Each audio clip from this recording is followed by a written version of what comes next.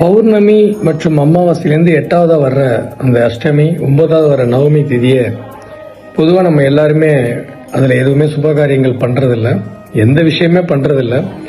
So அந்த 2 திதிகளும் சென்று எல்லாம் வல்ல பகவானாகிய மகாவிஷ்ணுக்கிட்ட போயிட்டு இது மாதிரி எங்களை எதுவுமே பண்ண மாட்டேங்கிறாங்களே அப்படின்னு கேட்கும்போது, ஸோ அதனால தான் பகவான் கிருஷ்ணரா கோகுலாஷ்டமியிலையும் ராமரா ஸ்ரீ ராமநவமிலையும் அவதரித்து அந்த 2 திதிகளையும் புனிதப்படுத்தியதாக ஒரு ஐதீகம் உண்டு.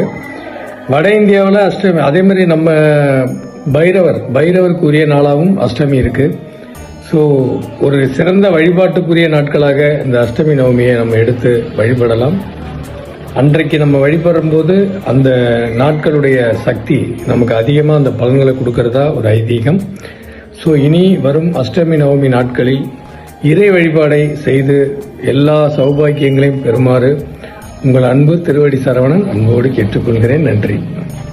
இது போன்ற ஆன்மீக செய்திகளை தொடர்ந்து காண திருவடி சரவணன் சேனலை லைக் பண்ணுங்கள், ஷேர் பண்ணுங்கள், சப்ஸ்கிரைப் பண்ணுங்கள்.